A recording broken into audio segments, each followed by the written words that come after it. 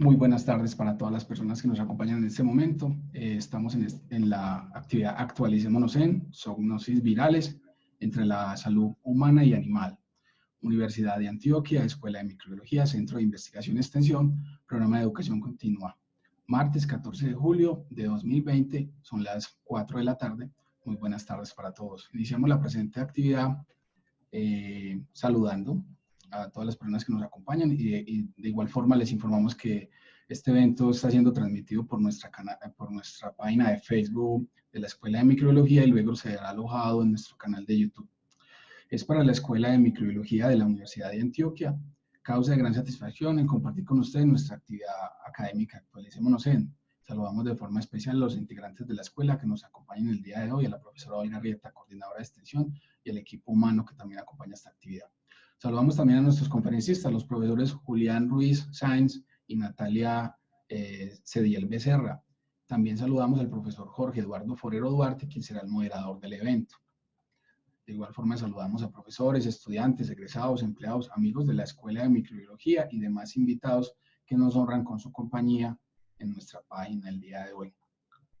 La profesora Natalia Cediel Becerra es médica veterinaria de la Universidad Nacional de Colombia, es magíster en salud pública en la misma institución, es docente en ciencias veterinarias de la Universidad de Estudio di Torino en Italia, docente e investigadora del pregrado y posgrado en epidemiología, salud pública, OMGEAL y seguridad alimentaria, es investigadora en métodos de priorización en salud pública, consultora independiente en equidad de género y desigualdades sociales urbano-rural y es representante de la Universidad de La Salle ante la Cátedra UNESCO en Desarrollo Sostenible y es coeditora de la revista Medicina Veterinaria.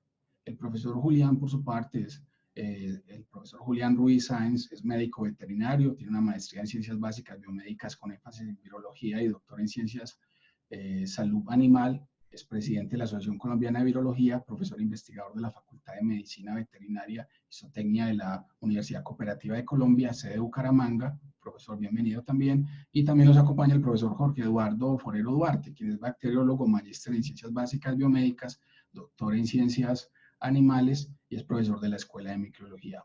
Todos para ustedes, bienvenidos. A las personas que nos siguen en este momento de la transmisión, les informamos que pueden dejar sus mensajes y comentarios y luego los haremos llegar a los conferencistas para que puedan dar respuesta. Profesor, lo dejo en esta actividad. Bienvenido. Muchas gracias, Diego. No, primero, para mí es un gran placer contar con la presencia de Julián y Natalia.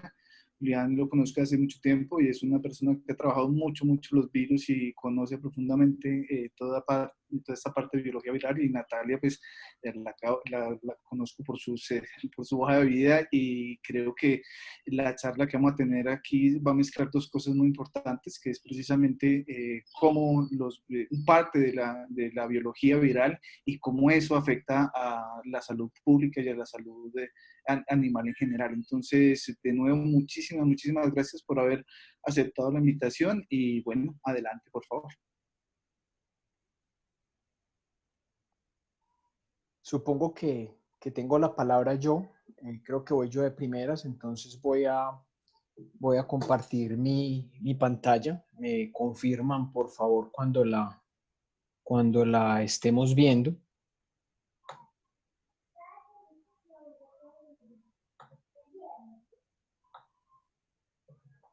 ¿Me confirmas, Jorge, por favor, si tenemos...? Sí, efectivamente, estamos viendo ya la presentación. Listo. Muy buenas tardes a todos los que nos acompañan. Como decía Diego, soy Julián Ruiz, soy docente de la Universidad Cooperativa de Colombia. Hoy les voy a compartir una presentación en dos fases. Voy a tratar de no excederme en mi tiempo. Voy a tratar inicialmente de compartir unas generalidades y después voy a usar uno de los modelos que es para mí uno de mis modelos amados, que es el virus del distemper canino, con el cual hemos venido haciendo muchas tareas y creo que es acorde para la presentación del día de hoy. Le agradezco a la escuela la invitación, a Jorge, que es un gran amigo, y a Natalia, a quien conozco desde hace muchos años y doy fe de su excelente labor. Nada, sin más preámbulo, entonces hablemos de zoonosis. Zoonosis son esas infecciones que siempre nos han dicho que venían de los animales al hombre. Entonces es una visión antropocéntrica que nos acompañó durante muchísimo tiempo, que decía que la zoonosis entonces venían exclusivamente de los animales y las adquiríamos de los animales domésticos, así cuando el antropocentrismo reinaba y éramos los dioses todopoderosos de todo.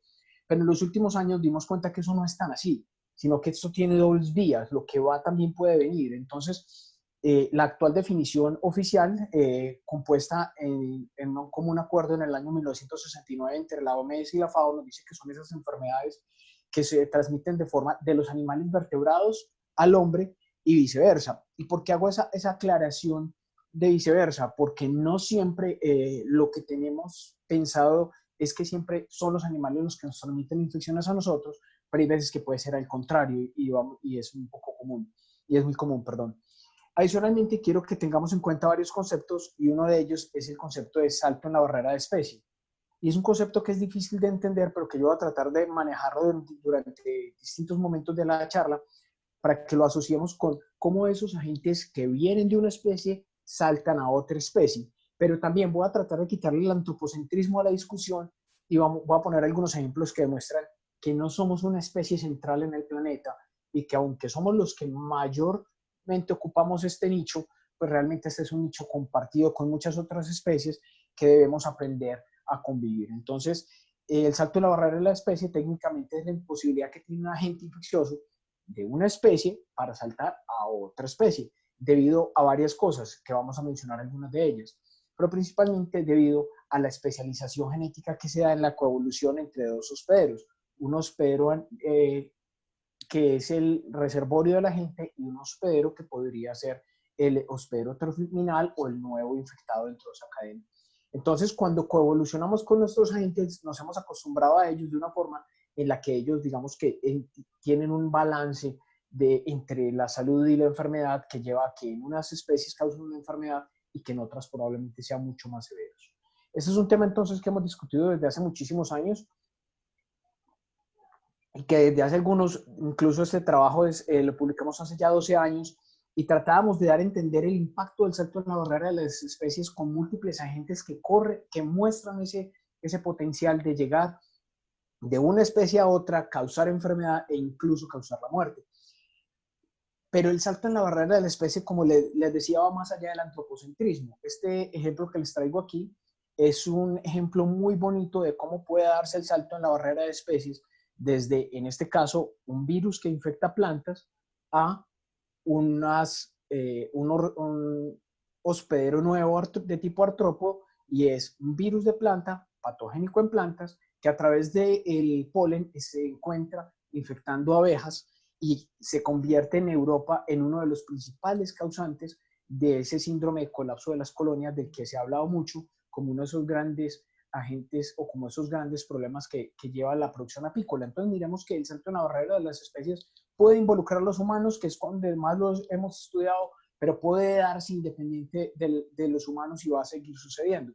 Y tiene varios componentes. Entre esos componentes vamos a mencionar algunos, los que tienen que ver con los reservorios silvestres o con la transmisión endémica de esos agentes, algunos que tienen que ver con la presencia de vectores intermediarios o de hospederos intermediarios, pero que no necesariamente pueden llevar a hospederos humanos terminales y la presentación de epidemias. Algunos agentes simplemente se transmiten a los humanos y eso, los humanos terminamos siendo, por ejemplo, hospederos terminales, o los caballos, como es el caso de algunos virus como el West Nile, como algunas de las encefalitis, y no ocurren brotes epidémicos. Sin embargo, en algunas condiciones, pues están dadas todas las condiciones para que tengamos brotes epidémicos de agentes que saltan la barrera de especie y que se transmiten eficientemente a nuevos individuos. Entonces, aquí hay dos ejemplos muy bonitos de cómo se entiende el salto en la barrera de especie desde distintos reservorios, porque los reservorios pueden ser organismos vivos, como tenemos aquí en esta imagen,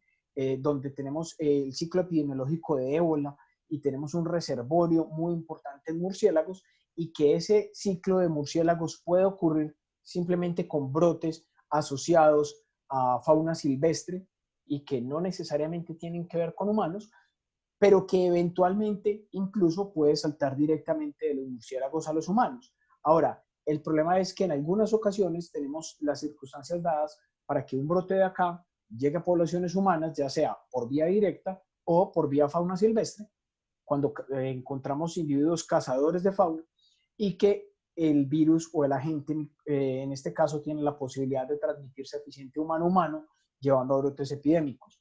Pero no necesariamente es así. Puede ser, por ejemplo, para el caso del anthrax, en el cual las esporas se encuentran contaminando el suelo y esas esporas pueden contaminar fauna doméstica, fauna silvestre y eventualmente los humanos que entramos en contacto con esas especies pasamos a ser parte de ese ciclo sin necesariamente que se lleguen a ver brotes o expansión humano-humano de forma continua.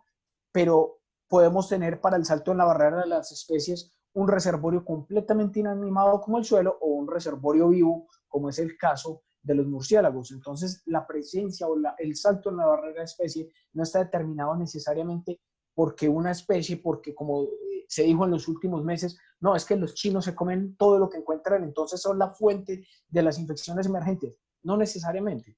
¿Sí? El suelo contaminado puede ser una fuente para un salto en la barrera de la especie, simplemente con un uso diferente del suelo.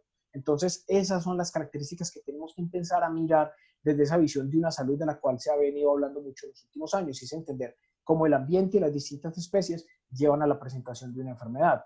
¿Y qué se necesita para que entonces ese agente que salta la barrera de las especies y llegue a humanos se quede solo en casos en humanos o se dé la presentación de casos humano-humano? Se necesita una adaptación suficiente para que el R0 del que tanto se ha hablado en los últimos días aumente a más de uno y nos indique que puede haber una eficiente humano-humano. Y es los casos, estas gráficas que tenemos aquí en la parte inferior, son brotes de ébola en dos distintos momentos. Y vemos cómo en algunos casos los R0 más altos de 1 nos demuestran que a partir de un caso animal originario, aquí lo tenemos en rojo, se dan múltiples casos en humanos, pero en cierto punto ya no hay más casos animales, lo que tenemos es transmisión sostenida humano-humano, con unos R0 muy cercanos a 1 en la gran mayoría de casos que mantienen los brotes. Para el caso en los que no tenemos transmisión humano-humano eficiente, no se da ese componente del hospedero terminal que permita la transmisión humano-humano, y entonces los casos que tenemos todos se encuentran asociados a los brotes iniciales en los animales, y ya de ahí no tenemos mayor circulación y este brote se autocontiene, por así decirlo. Entonces esto es el proceder normal, pero ¿cuándo nos damos cuenta que hay un salto en la barrera de especie? Nos damos cuenta que hay un salto en la barrera de especie cuando tenemos un pico de infección humana que nos llama mucho la atención. Pero ese proceso no empieza aquí. Ese proceso empieza acá al principio de esta gráfica con un número muy alto de casos y mucho más atrás en el tiempo, un momento dado en el cual un agente que circulaba en sus poblaciones, ya sea a través de un vector o a través de un hospedero, pudo entrar en contacto en la gran mayoría de casos con una fauna doméstica que amplifica. Este es el caso, por ejemplo, de MERS, en el cual el virus, uno de los coronavirus, digamos que primo del actual SARS-CoV-2, salta a la barrera de especie, probablemente con un origen en murciélagos y de ahí a camellos, y cuando tenemos una amplia dispersión en esa fauna doméstica es que finalmente llega a humanos, y nos damos cuenta cuando el brote se da en humanos, pero no porque esa gran presentación en animales domésticos no hubiera sucedido antes. Y muchas veces se extingue la circulación en humanos, pero lo que sigue sucediendo es que sigue una circulación en fauna doméstica que sirvió como intermediario, que puede ser sostenido en el tiempo, y una circulación intermitente en fauna silvestre como reservorio de esa infección. Entonces, para el caso puntual hoy de SARS-CoV-2, pues la suspensión de la circulación en humanos no dice que los virus tipo SARS asociados a murciélagos no van a seguir circulando o que el virus no va a poder eficientemente encontrar otros reservorios, como sabemos que actúan los pangolines y otras especies. ¿Sí? Entonces, ese componente ambiental es el que tenemos que entender en toda la complejidad para poder decir, vamos a controlar y erradicar una infección y no simplemente vamos a apagar un pico de infección y nos vamos a sentar a esperar que eso vuelva a suceder. Que digamos que hoy podemos decir que eso fue lo que sucedió en este caso. Y esa transmisión o ese salto en la barrera de especie puede darse por distintas vías. Puede haber paso directo de un ecosistema a otro, por ejemplo, cuando los salmones cambian de un ambiente a otro, que se exponen a distintos agentes virales y favorecen el paso directo de esa infección. Pero puede ser por un cambio, por contaminación medioambiental. y es el caso, por ejemplo, cuando los gatos con algunos parásitos contaminan el ambiente, que estos nuevos hospederos van a recibir por contaminación ambiental y que probablemente terminamos los humanos en algunos casos siendo parte de ese ciclo ambiental. Por una transmisión por vectores, el salto de la barrera de especie también puede estar mediado por un vector que sirve como puente para que un virus, como ese podría ser el caso de la fiebre amarilla o de alguna de la encefalitis equina venezolana, en el cual un vector sirve de puente para traer un agente de la fauna silvestre que se adapte a una fauna periurbana o urbana y que se amplifique lo suficiente para que haya circulación humano-humano. O incluso múltiples vías en las cuales un agente que hace parte de un ecosistema pues puede saltar a través de un intermediario y llegar a un hospedero terminal y causar un brote sostenido de infección al cambiar de huésped dentro de todo el ciclo. Entonces el salto de la barrera de especie no es simplemente, como se dijo, no, es por comerse el murciélago. Hay que ser un poquito más juiciosos en la definición y dejar de hacer unas calificaciones despectivas de una cultura cuando los saltos en la barrera de las especies son parte de los mecanismos evolutivos que tienen hoy la diversidad viral que conocemos. En el caso de SARS-CoV-2, entonces, esto es lo que conocemos, solo por mencionarlo, y es que los coronavirus que tenemos de origen murciélago saltan a través de unos reservorios intermediarios, principalmente a través de consumo de especies, probablemente en mercados húmedos que llegan a los humanos, o mercados frescos, perdón, y que por el contacto humano-humano y la gran diversidad y gran presentación cosmopolita que tenemos nosotros, pues se toma el mundo, e incluso hoy ya sabemos que puede ir en una vía probablemente para los que sean hospederos terminales, distintas especies de animales, félidos, algunos mustélidos. Lo que no sabemos es si necesariamente estas especies pueden volver hacia los humanos. Por lo menos en este momento no parecen tener demasiada fuerza de infección, o por lo menos la infección no está determinada por ellos. Y finalmente, entonces, tenemos aquí una confirmación desde el punto de vista evolutivo que nos muestra que los coronavirus de origen animal sí tienen un origen muy importante. Aquí vemos los distintos coronavirus causantes del actual brote de Wuhan en azul, y vemos los ancestros de estos. Vemos aquí en naranja el ancestro más común, que es un coronavirus de origen murciélago, y sin embargo vemos cómo este coronavirus tipo SARS de murciélagos ha venido circulando de forma intermitente entre murciélagos, pangolines, murciélagos y finalmente humano. En este caso, ¿qué fue primero el huevo o la gallina? No va a quedar muy difícil saberlo en este momento. Sin embargo, lo que sí sabemos es que es muy probable que este cambio entre un reservorio, un intermediario, un reservorio, un intermediario, permitió las condiciones dadas para que este virus, que hoy conocemos como SARS-CoV-2 causante de COVID, se expresara lo suficientemente bien para llegar a humanos y causara el brote que ya todos conocemos. Los distintos casos que tenemos de infección en animales, pues hoy en día solo nos muestran que el virus pudo adaptarse a múltiples especies después de hacer ese salto en la barrera de especies.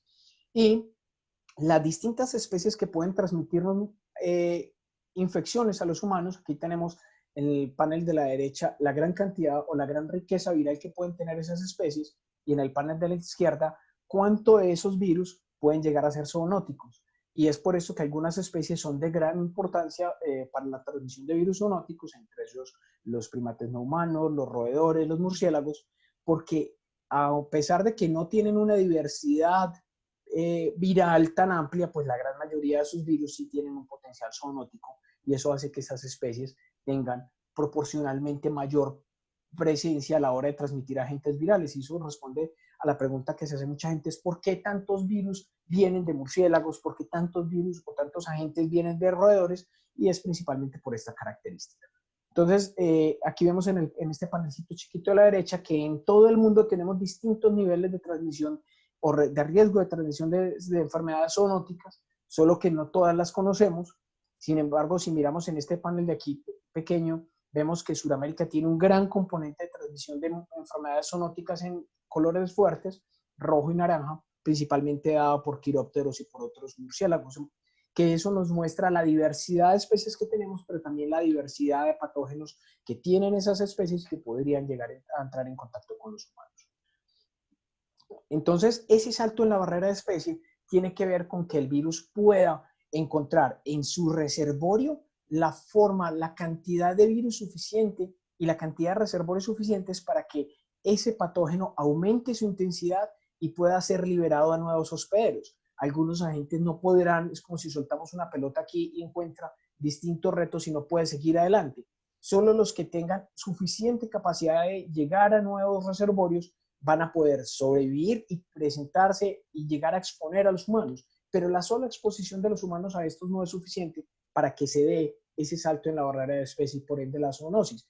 De ahí se necesita que el humano que se expone tenga pérdida de las barreras estructurales del moco, de la piel o de otras barreras, y que la respuesta inmune no sea capaz de controlarlo para que se pueda replicar eficientemente, y ahí sí podamos decir que tenemos una infección de tipo zoonótico. Entonces vean que no es fácil que esto sucede, pero cuando tenemos múltiples circunstancias en las que estas cosas se dan, en las que nos estamos entrando en contacto con los animales, pues cada vez va a suceder más. Y lo mismo viceversa, cuando son los animales los que están expuestos a los agentes que vienen desde las poblaciones humanas. Jorge, contame cómo estamos de tiempo.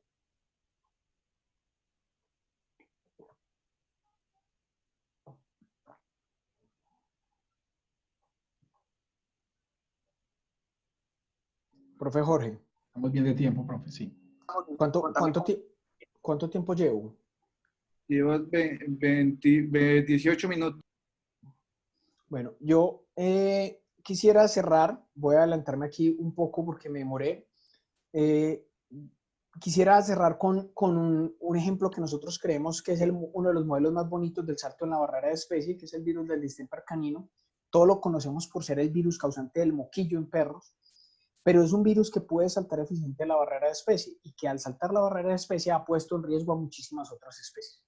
Entonces, se sabe que infecta pandas, ha causado múltiples brotes en los leones del Serengeti, es la principal causa de mortalidad y de pérdidas en los santuarios de pandas, en los tigres de Asia.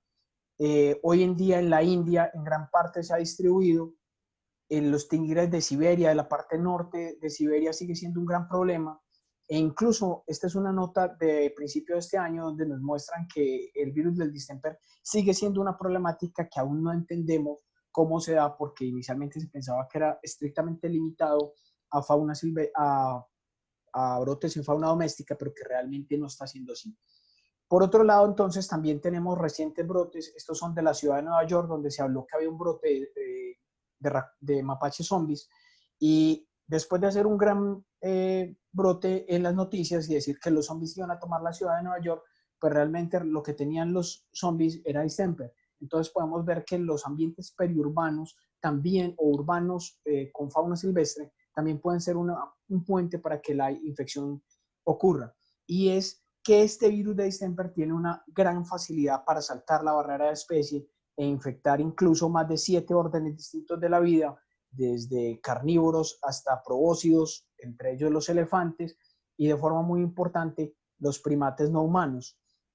Y en esos primates no humanos, pues entonces es muy importante resaltar que este virus es capaz de causar una infección letal en muchos de los casos asociado a una encefalitis, presentando signos que son compatibles con los del moquillo en perros, pero también con los del sarampión, porque es un virus que podríamos decir que es primo hermano del sarampión. Y en este caso entonces se ha abierto un gran debate sobre si este virus podría potencialmente llegar a ser una zoonosis o no en el momento en que se suspendan las vacunaciones.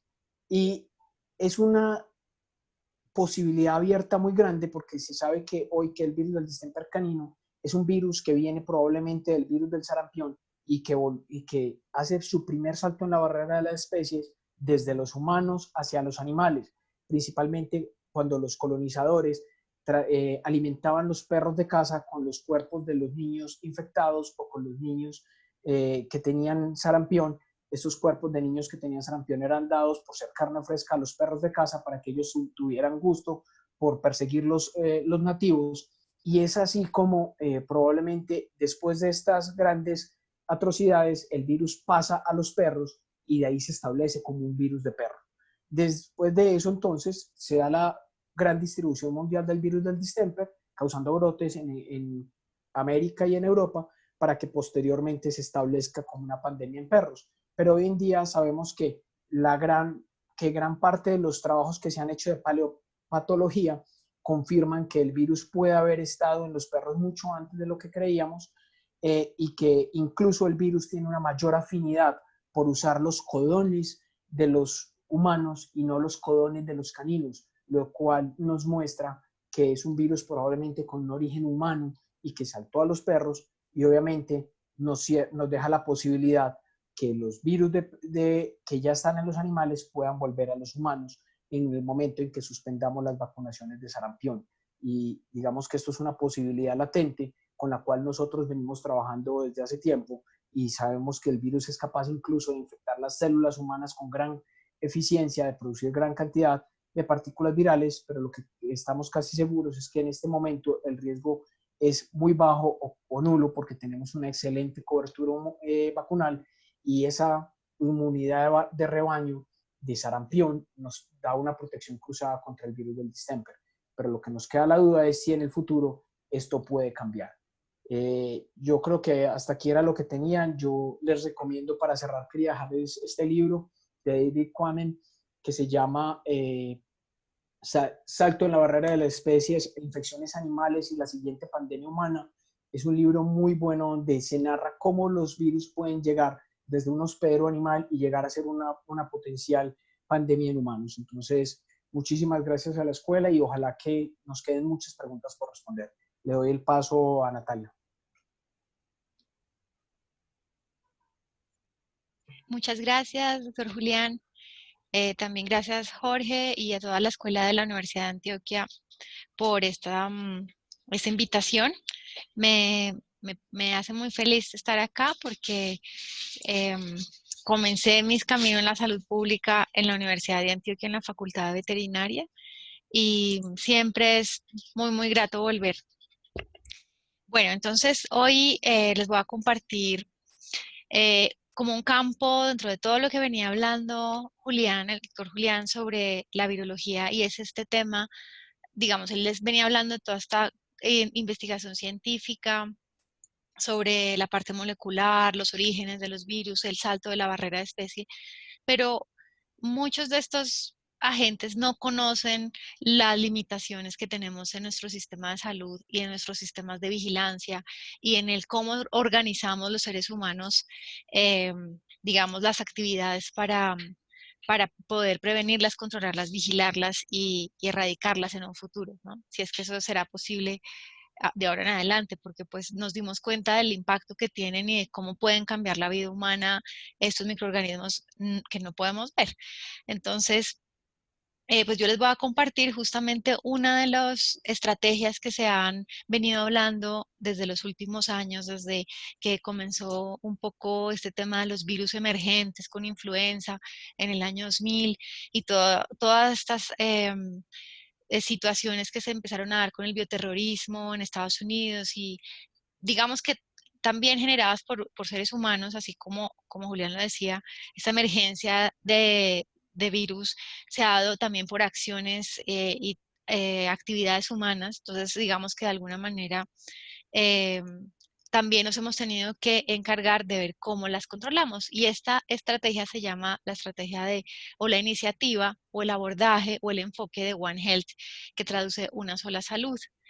Entonces, ¿de qué se trata este enfoque? Pues básicamente pronto lo han escuchado en otros webinars o en otros... Perdón, Nata, nos ibas a compartir pantalla, no la estamos viendo. No está... Ay, qué pena. Gracias, menos mal. Me dijiste a tiempo. Compartir. Listo. Entonces, les decía que voy a hablarles de las limitaciones y potencialidades de la implementación de este enfoque One Health en la vigilancia, prevención y control de las zoonosis virales. Entonces, para, digamos, estar todos en la misma página de ¿Qué es una salud? ¿En qué consiste ese enfoque? Pues les tengo muchas definiciones, pero en este momento la OIE se ha comprometido con este enfoque y con este abordaje porque es como una manera de trabajar con las enfermedades y no solamente enfermedades, con muchas condiciones de salud y de situaciones que afectan la salud o que promueven la salud en una comunidad. Entonces, este concepto de One Health no es nuevo, venía trabajándose desde muchos siglos atrás sin el nombre de One Health o de una salud, porque los patólogos y toda la gente que hizo una investigación bacteriológica tenían ese enfoque naturalmente. El mismo Hipócrates, que es el padre de la medicina, trabajaba mirando los factores del ambiente, observando cómo habían relaciones entre la salud humana, la salud ambiental y la salud animal. Entonces no es nuevo, pero sí como iniciativa oficial y como institucional viene desde hace unos 20 años. Un poquito antes se le ha denominado también, o mejor dicho, han habido como diferentes enfoques del proceso. Los que son más tendientes a la conservación de animales silvestres le han llamado medicina de la conservación y ecosalud, en donde está muy, como decía Julián, menos centrizado, digamos, tiene un enfoque menos antropocéntrico la salud, que es como el enfoque de salud ecosistémica. Pero digamos que los que hemos trabajado con zoonosis en los últimos años sabemos que el enfoque, como normalmente se le está denominando, es One Health, en donde busca que las personas de todos los sectores entiendan que la salud humana, la salud animal y la salud ambiental son interdependientes, están vinculadas a los ecosistemas y comparten riesgos. Obviamente coexisten en estos ecosistemas y por tanto el abordaje debería ser conjunto. Esa palabra la vamos a aprender y la vamos a utilizar mucho hoy, el abordaje conjunto. Entonces, como les decía, animales, humanos y ambiente compartimos riesgos y debido a esto, este abordaje pues se ha como priorizado y se ha promovido, sobre todo en países con buenos sistemas de vigilancia, para diseñar e implementar no solamente sistemas de vigilancia, sino programas de salud, políticas públicas, legislación e investigación. O sea, es decir, ya todos los sectores de la medicina y de los tomadores de decisiones están viendo las ventajas de trabajar conjuntamente, multisectorialmente. Por eso vamos a ver aquí muchos de los términos multisectorial, intersectorial, transdisciplinar, ¿no? Vamos a aclarar ahorita un poco eso. Y buscan conjuntamente comunicarse entre sí para lograr mejores resultados en salud pública. Es decir, ¿cómo se da uno cuenta que está trabajando de manera adecuada One Health? Porque se logran mejores resultados, porque conoce uno más comprensivamente las enfermedades, porque uno puede entender mejor la epidemiología, y unido a esto la prevención, porque hace partícipe a la comunidad también. Una de las como características que tiene este abordaje es que permite que la comunidad se integre dentro del control de las enfermedades y en la promoción de la salud. Entonces, empodera mucho también a la gente y busca, los estudios de investigación en estos temas buscan que la comunidad misma se piense y se permita entender cuáles son sus necesidades más primordiales y cómo superarlas. No tanto el abordaje como unidireccional de que el Estado siempre tiene que hacer todo para que la gente, digamos, para que todo funcione. Aquí en este abordaje la gente también hace, la academia, todos los sectores aportan. Por eso digamos que en muchos países se está promoviendo. Otras ventajas que tiene el trabajar la vigilancia en la interfaz humano-mascota o humano-animal-ambiente o humano-animales silvestres ambiente es que nosotros estamos muy acostumbrados a vigilar las enfermedades donde priorizamos mucho si hay enfermos humanos, ¿no? Si hay mortalidad humana. Yo les digo, si COVID no tuviera las tasas de contagio en humanos y de letalidad en humanos, no sería tan importante como lo es, ¿no? Si solo estuvieran muriendo animales, tal vez esto no hubiera llegado a tener las dimensiones que tiene. Y pues de alguna manera, pues entendemos eso. Pero en el paradigma de One Health, que es un paradigma que está haciendo un cambio cultural en la gente, en los sistemas de salud, lo que se busca es vigilar ambientalmente, es decir, vigilar factores que afecten salud humana, salud animal y salud ambiental para predecir y prevenir. Es decir, mucho de lo que hacemos nosotros es tratar y como apagar incendios, ¿no? Lo que hace este paradigma One Health es poder anticiparnos a una posible pandemia, una posible epidemia. Ver cuáles son esos factores que están interrelacionados en la naturaleza, que también ha generado también el ser humano, y que cómo intervenir en ellos eh, para que no ocurra un brote, pero sobre todo predecir, es decir, mucho de lo que se está diciendo ahora con COVID se venía hablando desde hacía 10, 15 años y de cómo era una bomba de tiempo. Todos hemos de pronto leído varios artículos en donde desde MERS y SARS ya nos decían esto hay que prestarle cuidado, toda la invasión a ecosistemas, toda la fragmentación de hábitats, y no hicimos caso o no supimos trabajar adecuadamente. eh, digamos que no vamos a echar culpas aquí, solamente la idea es que nosotros aprendamos y hagamos lecciones aprendidas de todo esto que está pasando. Y nuestro rol, las personas que están aquí viéndonos en este webinar, en esta conferencia, muchos de ustedes trabajan en diagnóstico, entonces es cómo podríamos aliarnos. Nuestra idea con esta conferencia es darles ideas para que entremos en contacto con otras profesiones, para que se nos ocurran ideas de cómo trabajar para hacer mejor las cosas en los próximos 10, 15, 20 años. Entonces la FAO desde hace ya unos 20 años ha venido trabajando en un abordaje de la zoonosis que trata un poco de hacerlo comprensible, ¿no? Nosotros tenemos 200 zoonosis descritas, pero hay muchas de estas zoonosis que comparten cosas. Entonces, me disculpo porque hay unas partes de la diapositiva que tienen en inglés, pero básicamente lo que busca esta diapositiva es mostrarles que las zoonosis podrían agruparse en las zoonosis endémicas, que tienen muchos países en desarrollo como el nuestro, en donde gran parte de ellas tienen que ver con enfermedades parasitarias y cuya solución, como vemos aquí en azulito, se podrían, digamos, cómo se podrían prevenir o controlar esas enfermedades con mejores sistemas de salud, con promoción del desarrollo, digamos, de todo lo que ahorita conocemos con los Objetivos de Desarrollo Sostenible, que es la Agenda 2030 que vamos a hablarle al final de la conferencia. La aliviación de la pobreza, o sea, cómo aliviar la pobreza, porque sabemos que con agua potable, con alcantarillado, podríamos resolver varias de ellas, y con educación pública. Por otro lado, tenemos las zoonosis que están emergiendo, que son de las que nos hablaba Julián y que pues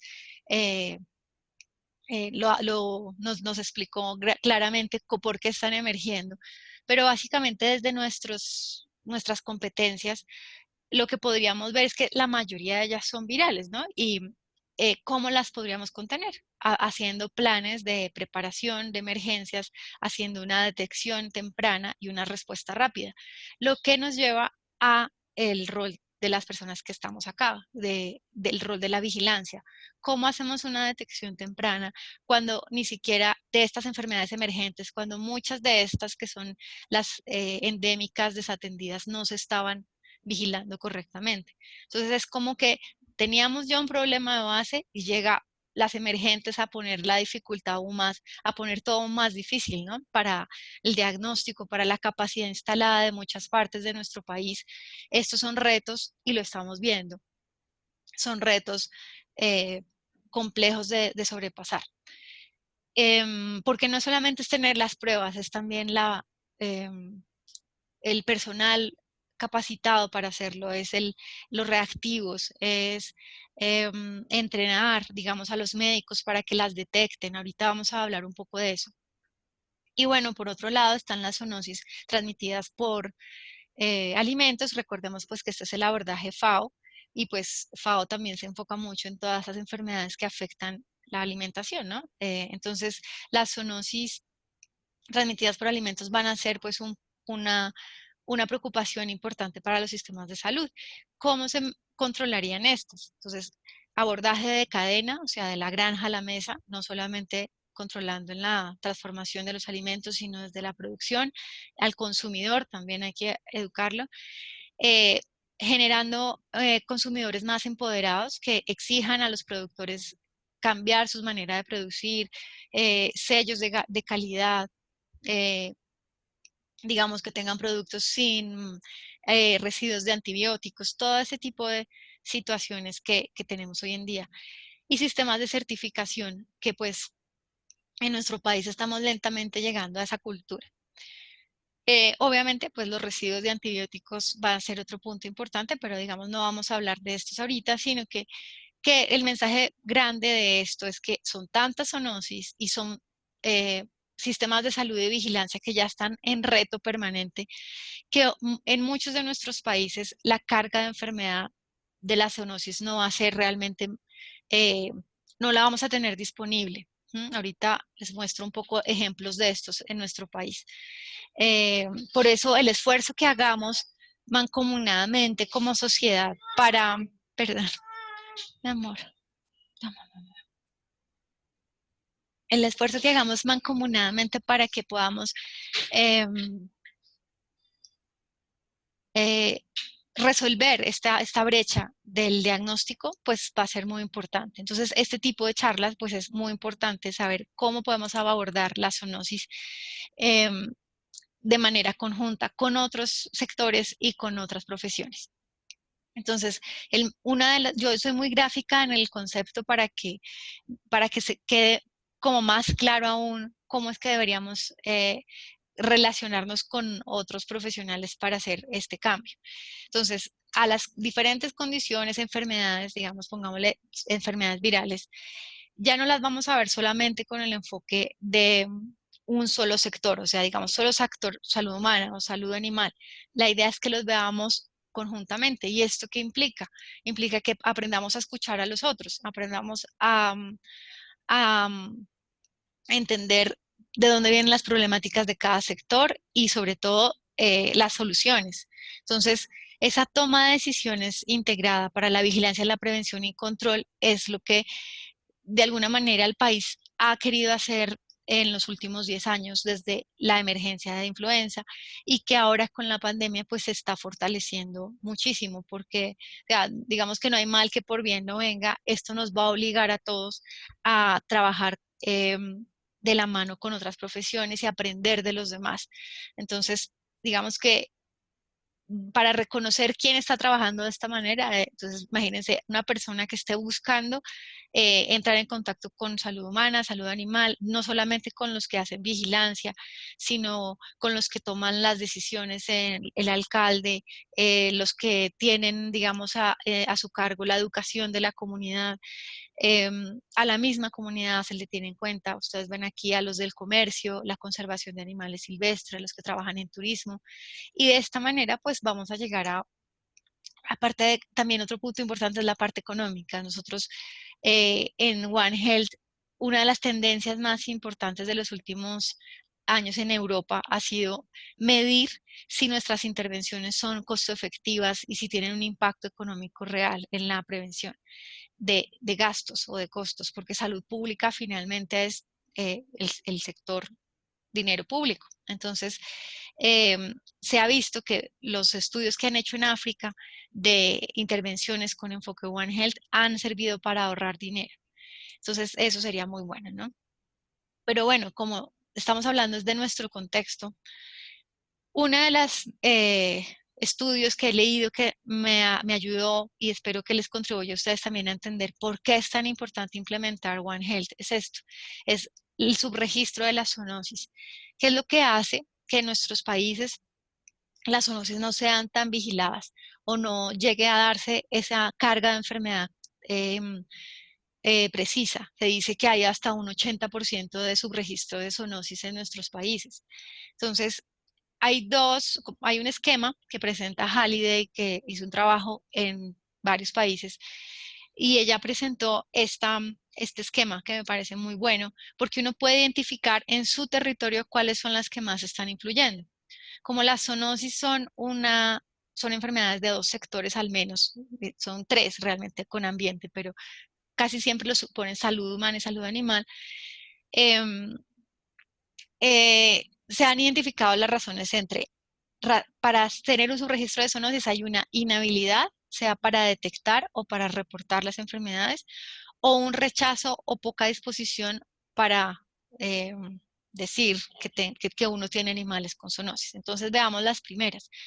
Cuando hay una inhabilidad para detectar, es porque o falta conocimiento de parte del paciente o del médico o del granjero o de las personas de las agencias de vida silvestre o de los mismos campesinos sobre estas enfermedades. No tienen idea de que esto pueda ocurrir o de que de que, por ejemplo, por la leche se transmiten zoonosis o de que por contacto directo al atender una vaca o por pinchazos, como pasa con brucelosis, pinchazos con la aguja de la vacuna. Otra opción para la habilidad para detectar son las dificultades logísticas que implica esto, ¿no? El tener el diagnóstico, el cómo voy a mandar la muestra, a quién se la mando, cómo la embalo, todo este tipo de cosas que pueden generar limitantes para la persona. Y la falta de capacidad diagnóstica que habla, pues, de que no hay una prueba diagnóstica disponible en el territorio. Ahora, inhabilidad para reportar nos habla de la falta de comunicación que hay desde la fuente del dato, que es el campesino o el propietario, al, al sistema de salud, sea animal o sea humana, porque como vamos a ver, por ejemplo, en rabia, si es animal de producción, la tiene el ICA, la responsabilidad, o si es un perro o un gato, pues la tiene el Instituto Nacional de Salud. Entonces vean que no en todos los departamentos tenemos diagnósticos de referencia, laboratorios de diagnóstico, y esto pues genera aún más dificultades. Esta falta de comunicación de varios niveles la vamos a identificar en muchos sentidos, no solamente entre el sector público y los veterinarios o de los médicos privados, sino también entre los mismos miembros de los ministerios. Eso es algo que hemos aprendido con los años. Hay veces que en el mismo ministerio, en el mismo piso del ministerio trabajan varias personas en zoonosis y entre ellos no se habla. Eso es algo que no hemos entendido por qué pasa, pero pasa. Bueno, ahora vamos con la segunda parte de las razones, que son el rechazo o la poca disposición para registrarlas. Entonces, uno que es muy importante es el hecho de que para muchas zoonosis hay consecuencias negativas si uno denuncia o si uno reporta que las tiene. Entonces, ¿cuáles son esas consecuencias negativas? Primero, que varias de ellas son barreras al comercio internacional, es decir, va a generar pérdidas económicas porque hay un bloqueo en el movimiento de los animales. Por otro lado, puede haber un fusil sanitario o un sacrificio obligatorio de esos animales, como pasa con tuberculosis, con brucelosis, bueno, no con brucelosis, no, con aftosa, ¿no?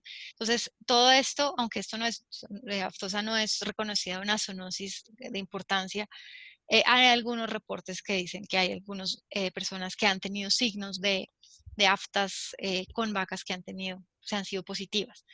Pero digamos que es la parte más importante, es el tema del fusil sanitario, refiere no decir. Y el otro punto es que afecta el turismo o afecta la reputación internacional de esa zona o de ese país.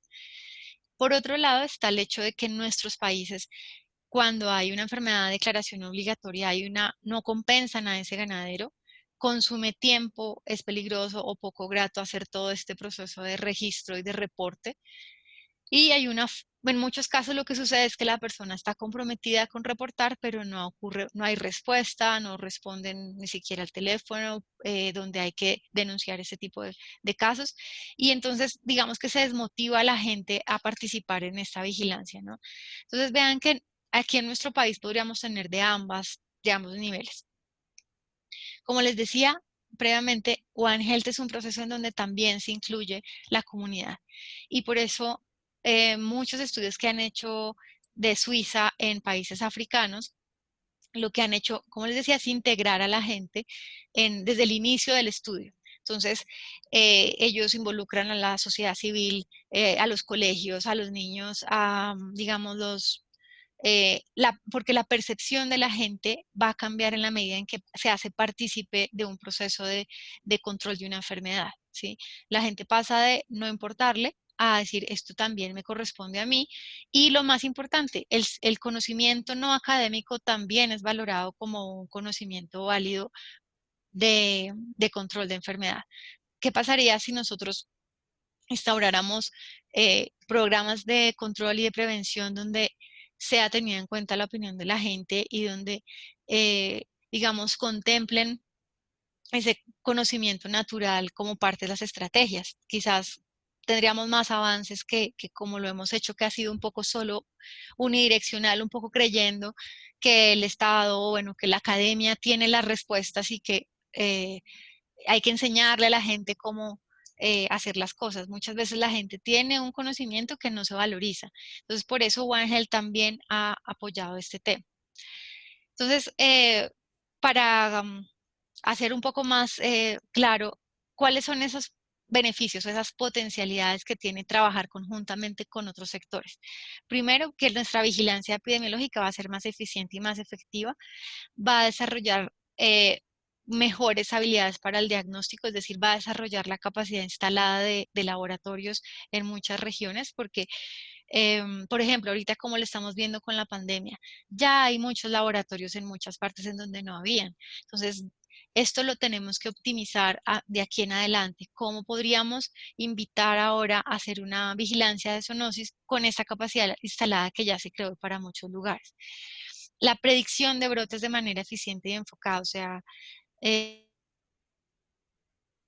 que es lo que les decía, que estamos también trabajando a futuro entre varios profesionales de cómo, siendo Latinoamérica un continente, una región en donde tenemos los factores de riesgo, los animales silvestres, lo que nos hablaba, lo que nos enseñaba Julián, tenemos las condiciones sociales, el desconocimiento, las enfermedades, la baja capacidad diagnóstica. ¿Por qué no ha emergido una pandemia desde nuestros países?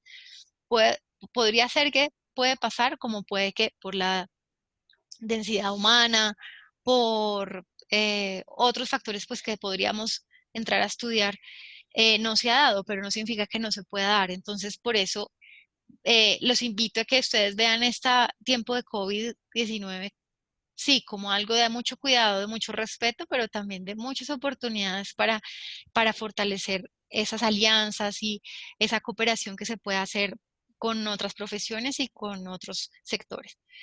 La implementación de estrategias de control de enfermedades comunes a los sectores, pues estamos hablando de zoonosis, los que nos hemos enamorado de la zoonosis, pues este es el momento de oro para nosotros, porque ahora sí uno escucha a la gente de la OMS diciendo que van a llevar una misión de investigación a China para entender cómo fue ese salto en la barrera de especie, porque si bien el murciélago pues es un origen probable, tampoco se está totalmente, no lo han dicho, no lo han confirmado del todo, por esa ausencia de conocimiento del huésped intermediario.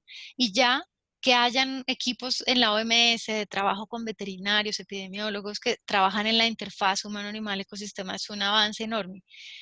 Y bueno, por último, que vamos a hacer mejores programas de investigación cuando nos integremos entre todos. Y esto pues lo evidencia el trabajo del doctor Jakob Zinstak en Suiza, lo evidencian los trabajos de la FAO también, que han hecho mucho trabajo en One Health. Estados Unidos también tiene muy buenos grupos en estos temas. Los invito pues a que ahora revisen y pongan en sus keywords en las búsquedas One Health cada vez que busquen una enfermedad. Bueno, ¿cuáles son esas como puntos claves o elementos operacionales claves para instaurar? Entonces, primero que haya mecanismos de coordinación transsectorial, que haya o sea, ¿qué significa esto de mecanismos de coordinación? O sea, que hayan alianzas oficiales entre los ministerios y a su vez entre las secretarías de salud, digamos la de salud animal, la de salud, la Secretaría de Salud Humana, de Medio Ambiente, las CAR, las ONGs, digamos que hayan por lo menos reuniones periódicas en donde todos se puedan hablar y conversar. Esto parece tonto, pero en esas conversaciones es donde se empiezan a mirar y a establecer potenciales cooperaciones y esta comunicación que les digo rutinaria. Ejercicios de simulación conjunta donde se prioricen las enfermedades. Ahorita les contaré un ejemplo de esto. Compartir datos entre sectores, eso es súper importante. O sea, cómo en influenza sí pasó, cómo el sector de la salud humana podría usar los datos de la mortalidad de naves para poder tomar decisiones tempranas para que no hayan casos en humanos. Entonces, es todo el manejo de vigilancia temprana, pero también de rumores. Desde influenza empezó a funcionar mucho el tema de los rumores como una fuente de información importante, porque si bien pueden ser rumores falsos, también podrían ser como elementos para llegar a tiempo a un brote en humanos. La medición del riesgo, ya vamos a acabar, ¿verdad? Mira, sí, un poquito apretado de tiempo. Gracias. ¿Cuánto tengo? ¿5? ¿2 minutos? ¿1? Sí, es suficiente para cerrar y que podamos Para darle cerrar. espacio para preguntas. Listo. Vale, entonces los ejemplos que les tengo fue mi tesis del doctorado. Lo que hicimos fue medir las zoonosis, priorizarlas. Les quiero solo contar que las zoonosis virales fueron las que salieron en alta prioridad: influenza, rabia, Hanta, West Nile, la encefalitis equina venezolana. O sea que muchos de los virólogos en su momento estaban muy felices con esta tesis. Sin embargo, pues también sabemos que hay unas restricciones para el trabajo con virología. De hecho, vamos a ver que solamente hay 2 priorizadas, bueno, 3 priorizadas en nuestro país. El año pasado, en agosto del 2019, hubo este ejercicio de priorización de One Health, de zoonosis con enfoque One Health, y es la primera vez que se hacía en Latinoamérica. Fuimos invitados a algunos, digamos, algunas personas de varios departamentos para, digamos, darle un contexto realmente a la priorización y que no fuera algo solamente teórico. Quienes quieran saber un poco el resultado de esta priorización, digamos que todavía no se han tomado decisiones con base en las que salieron priorizadas, pero fue el primer ejercicio y es algo muy, muy importante que pasó. Se hizo, pues, se hizo con esta herramienta. Yo lo que quisiera es que todos se llevaran como los links y todos pudieran seguir profundizando en sus casas. Es una herramienta del CDC con la que se priorizó. Esto es One Health Zoonosis Disease Prioritization Tool. Quienes quieran hacerlo, está muy fácil de hacer para, digamos, un departamento. Aquí hay algunos ejemplos de cómo priorizar las enfermedades con enfoque One Health según el CDC. Esto es una de las cosas que les decía que es raro. Porque en el mismo Ministerio de Salud, en el mismo piso, hay un programa nacional integral integrado de zoonosis que sale en el 2016 y en el 2017 sale otro de estrategia de gestión de zoonosis diferente, ¿no? Y de hecho es casi que en el mismo año. Entonces, ese tipo de brechas en la comunicación y en los esfuerzos que se hacen no nos ayudan. La idea es que a raíz de todo esto, pues nos integremos y que podamos planear conjuntamente. De esta estrategia salieron priorizadas estas 5 zoonosis. 2 son virales, que son las de siempre, por decirlo así, las históricas, rabia y encefalitis. Pero pues digamos que se puede avanzar mucho más. Y bueno, esta es una investigación, ya cerrando, que estoy realizando en este momento con el grupo de Turín, que fue donde estudié y donde, digamos que estamos haciendo una encuesta del estado de One Health en Latinoamérica. Entonces, quienes quieran participar, les envío el enlace de la encuesta. Lo que hemos encontrado hasta el momento es que para trabajar en One Health, las limitaciones más importantes es que las actividades están divididas entre diferentes instituciones, en diferentes ministerios. Hay una falta de comunicación y apertura al diálogo, falta de financiación, un acceso restringido a datos. Muchas veces no se comparten los datos en las mismas personas del Ministerio al Instituto Nacional de Salud. Hay competencias diferentes y esto pues es entendible. La falta de voluntad política y que en muchas ocasiones no valoramos de manera adecuada el trabajo conjunto. Entonces, próximos pasos: lograr la Agenda 2030 con el enfoque One Health, tener un liderazgo nacional. Esto es muy clave porque muchas veces seguimos es lo que nos dice el ministerio y pues esto, si no lo lideran los ministerios, es difícil también que lo haga solo la sociedad civil.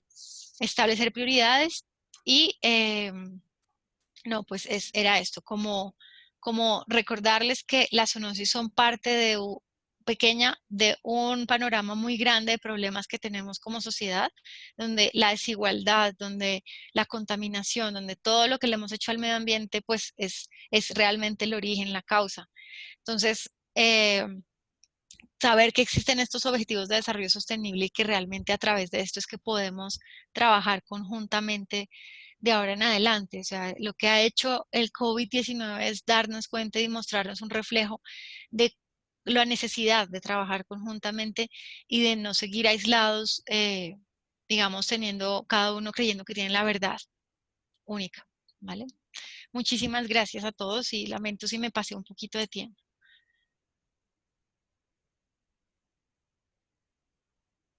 Gracias, Natalia, por tu intervención. Muy claro, muy interesante toda esta parte de cómo afrontar la zoonosis en la parte de una sola salud. Vamos a empezar entonces en este momento con algunas preguntas. Ahí me están escuchando, ¿verdad? Sí, señor. Te escuchamos. Bueno, un segundo. Hay algunas preguntas de nuestros participantes. Vamos a comenzar con la primera que nos dice Jimena Barbosa. Nos pregunta, buenas tardes, ¿el salto entre especies de los virus puede aumentar la diversidad y resistencia de estos a los diferentes tratamientos? Julián, ¿qué nos cuentas, qué nos podrías decir al respecto? Bueno, muchas gracias, Jimena. Ahí hay varias cosas en tu pregunta y es, el salto en la barrera, más que aumentar la diversidad, los virus son diversos en su naturaleza. Lo que tenemos es mayor diversidad a la hora de hacer diagnóstico. Los virus existen en la naturaleza, siguen circulando. Entonces ahora, por ejemplo, cuando pensamos en el panel de infecciones respiratorias para los humanos, pues tenemos que incluirle uno más. ¿Sí? Ya teníamos la influenza A, B, después tuvimos que incluir la influenza pandémica del 2009 y ahora todos los paneles respiratorios tendrán que incluir adicionalmente SARS-CoV-2, porque probablemente pase a quedarse en la humanidad. Entonces, realmente lo que tenemos es que ampliar la diversidad de virus que conocemos, más no la que ya existe. ¿Sí? Estamos dándonos cuenta de nuevas cosas. Y que cambie la resistencia de ellos, pues realmente, si como es el caso hoy, no tenemos nunca hicimos suficientes esfuerzos con que desarrollar un antiviral para coronavirus. Entonces, no es que este tenga más resistencia que los anteriores, es que durante los últimos 20 años que tuvimos, digamos desde el 2002 que tuvimos el primer brote de SARS, no nos pusimos la camiseta con desarrollar un medicamento antiviral ideal para coronavirus para que cuando volviera a suceder una emergencia tuviéramos una mejor herramienta. No lo hicimos en el 2002, no lo hicimos después en el 2013 con MERS, y bueno, ahora tenemos una urgencia de hacerlo contra reloj porque no lo hicimos a tiempo. Entonces, no es que realmente en estos casos no es que los agentes sean mucho más resistentes, es que durante mucho más tiempo no usamos las herramientas que teníamos para desarrollar mejores medicamentos. Y en ese sentido, hoy, digamos que para el caso del virus de influenza, incluso ya tenemos algunas variantes nuevas que cuando emergen se sabe que son resistentes a los antivirales que tenemos. No se ha pensado en desarrollar, o la carrera del desarrollo de antivirales no ha seguido avanzando a la velocidad que quisiéramos. Entonces, tenemos muchos más patógenos nuevos que medicamentos disponibles. Y eso aplica para virus, eso aplica para bacterias multiresistentes y para otros microorganismos. Gracias, Juli. Aquí tenemos otra preguntita. Nos pregunta Juan David León.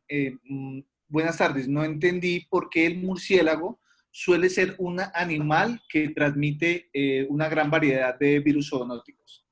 Bueno, esa discusión es abierta. Hay un artículo reciente es de hace un mes y medio, 2 meses, que dice que la proporción de virus zoonóticos que tienen los murciélagos comparado con otras especies no es estadísticamente diferente. Lo que sí está claro es que los murciélagos tienen una diversidad viral mucho más alta que muchas de las especies que tenemos como especies domésticas en contacto con nosotros. Entonces eso hace que una especie que tenga una diversidad viral mucho más amplia dentro de su circulación nativa, estamos hablando de los murciélagos en condiciones naturales, no de los que tenemos sacados a condiciones adversas, no. En condiciones naturales los murciélagos tienen una amplia población viral de la cual es en la gran mayoría de casos, muchos de ellos ni siquiera causan enfermedad a los murciélagos. ¿Qué partir de eso? Entonces, cuando una especie tiene gran cantidad de diversidad y muchos de esos agentes pueden llegar a entrar en contacto con los humanos, ese es el caso de este artículo que nos muestra principalmente murciélagos, primates no humanos y roedores. Esas especies se vuelven potencialmente mucho más riesgosas para los humanos. Lo otro es que con los murciélagos en los últimos años ha sucedido un cambio mucho más dramático de ambientes de lo que sucede con otras especies. Y la adaptación de ellos a los ambientes periurbanos no ha sido tan eficiente como sí ha sucedido, por ejemplo, con las ratas o en general con los roedores. Entonces, eso permite que los agentes de una especie salten a la otra mucho más fácil. Y la otra cosa que aumenta es que los murciélagos tienen un sistema inmune muy complejo que les permite que muchos de los agentes que están en ellos se adapten sin causar enfermedad aparente. Entonces, muchos de estos individuos que están infectados son sanos. Y el que un individuo esté infectado, excrete virus, pero que sus poblaciones no se disminuyan, lo hace un excelente reservorio y un excelente transmisor de agentes. Entonces, en el murciélago se juntan muchos factores que permiten que el murciélago sea un agente ideal, pero es un agente ideal para que se quede en sus condiciones naturales y que nosotros no entremos en contacto con él. El problema es, y lo discutía con Natalia esta mañana en otra reunión que teníamos, es si yo tengo una zona de reserva forestal y talo el bosque, y en esa reserva había unos murciélagos hematófagos, por solo mencionar algunos, que tenían que esforzarse por buscar unas presas silvestres, pero yo además de que talo el bosque, los dejo sin casa y les pongo un potrero con 10 vacas ahí amarradas sin poderse mover, pues simplemente estoy cambiando el ambiente de ese agente y el murciélago ya no va a tener siquiera que ir a perseguir las especies silvestres, sino que además de que le quitaron la casa, le pusieron una comida amarrada. Entonces, esa es la principal fuente de rabia de origen silvestre en bovinos que tenemos hoy en Colombia. Es una invasión de nichos ambientales y un cambio en el uso de la tierra que favorece la presentación de enfermedades zoonóticas. Después de que tenemos un bovino con rabia y tenemos los casos, o un humano inclusive, que entra en contacto con ese ambiente, pues nos aparece una zoonosis y decimos, hombre, es que los murciélagos son el problema. No, el problema es que invadimos un nicho ambiental que no era nuestro y que entramos en contacto con él. Y esa es la gran problemática. No es como tal el murciélago. El murciélago es una especie espectacular desde el punto ambiental que lo miramos, desde polinización, desde control de vectores, desde control de roedores, desde control de la fauna silvestre. Pero cuando invadimos sus nichos, pues ponemos todo para que ese murciélago, que en condiciones naturales es tan necesario, se vuelva un riesgo para las poblaciones humanas.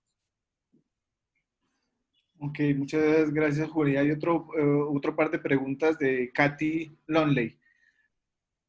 ¿Cómo podríamos mitigar los saltos entre especies de animales a humanos? Repito, ¿cómo podríamos mitigar los saltos entre especies, animales y humanos? Y hay otra también de ella que nos pregunta, ¿podría llegar el momento en que las vacunas de nuestros animales de tenencia no lleguen a ser tan efectivas respecto a la protección, al evitar el desarrollo de las enfermedades, esto causado por la mutación de los mismos patógenos? No pues sé ese día ya llegó. Yo le digo acá, ese día ya llegó. Hoy en día tenemos una disminución de la inmunidad generada por vacunas comerciales en mascotas, por ejemplo, y los que trabajamos en esa área estamos dando una discusión para que sea necesario que las casas comerciales empiecen a hacer actualización de las cepas vacunales, porque las cepas vacunales no se han actualizado para mascotas, por ejemplo, en muchísimos años, y ya es necesario porque los patógenos han seguido evolucionando y no así las vacunas. Entonces, ese día ya estamos muy cerca de él. Y mitigar es muy difícil cuando no sabemos qué va a hacer. Lo que realmente tenemos que hacer es estudiar de forma proactiva cuáles son la diversidad, el viroma, para el caso mío, por ejemplo, que más me interesa, que son las agentes virales, pero que también deberíamos ampliarlo a otros microorganismos. Estudiar a tiempo el viroma de los agentes infecciosos, estudiar el viroma de las especies silvestres, estudiar el viroma de las especies domésticas, para poder entender cuáles condiciones son las necesarias para que esos agentes salten la barrera de especie. Esos estudios se venían haciendo durante algún tiempo y algunos gobiernos han considerado que es muy costoso estudiar lo que no se sabe si van a ser necesarios y han recortado los rubros y en la consecuencia la tenemos hoy. La falta de estudio a tiempo de enfermedades en condiciones naturales nos ha llevado a tener que esperar que salten la barrera de especie para aprender contrarreloj qué hay que hacer. cuando lo pudimos haber hecho con tiempo. Y eso requiere unos esfuerzos gubernamentales muy costosos, pero que es una tarea que hoy sabemos que costó más en vidas, en tiempo, en recursos, el no haberlo hecho a tiempo. Mitigar va a ser muy difícil cuando no sabemos qué va a saltar, pero lo que sí tenemos que tener claro es que si somos capaces de prevenir esos saltos, de saber la evolución de los agentes, de saber qué gama amplia de agentes existen, uno poder tener alternativas de diagnóstico, desarrollar pruebas genéricas, por ejemplo, para especies. Pudimos desarrollar rápidamente, por ejemplo, una prueba de diagnóstico para SARS, porque ya se sabía qué prueba se podía usar rápidamente de forma eficiente en coronavirus. Pero para muchos otros virus ni siquiera tenemos paneles de diagnóstico eficientes reconocidos a nivel mundial. Entonces, más que mitigar, tenemos que empezar una carrera de ampliar la base de conocimiento para poder entender qué hay y qué puede potencialmente llegar en un futuro. Un futuro es en un año, un futuro es en 10 años, pero si es en 1 o en 10, la preparación debería ser lo mismo. Ojalá nos dé tiempo para los 10 y estemos preparados para que a 10. Esa es la tarea. Natalia, no sé si quieres comentar en esa pregunta, me parece que de pronto hay una interesante respuesta desde el enfoque de una salud, ¿no? Como, aparte de lo que dice Julián, de pronto quisieras complementar algo ahí. Sí, pues un poco era ese el mensaje final con el tema de los objetivos de desarrollo sostenible, que creo que ahorita estamos muy enfocados en salud humana, porque el virus terminó siendo transmisión humano-humano, pero digamos que la importancia de lo que ya antes de que pasara el virus se venía hablando y era de cuidar esta casa común, de cambiar un poco sé que de pronto no es el tema para el público, pero nuestro sistema económico, o sea, el sistema económico que tenemos es mucho de invadir, de producir y producir y consumir, y eso nos ha llevado pues a un desequilibrio con esta casa, con la casa que compartimos con los animales. Hemos alterado estos hábitats, como lo decía Julián en un momento, sin darnos cuenta pues que también iban con consecuencias negativas para también nosotros mismos. Es como una visión, yo suelo llamar un poco al coronavirus como ese maestro bravo que viene a enderezar el camino de la humanidad un poco, ¿no? Como ese maestro que viene a decirnos, bueno, ya así no funcionó la manera en cómo ustedes organizaron su economía, su manera de vivir, vamos a ver si, no sé si han visto todos un poco el efecto que ha tenido la cuarentena en muchas especies silvestres que han podido salir a, digamos, a explorar, que han podido como no tener poco tanto ese miedo a la actividad humana, y es un poco ese llamado que hace una salud.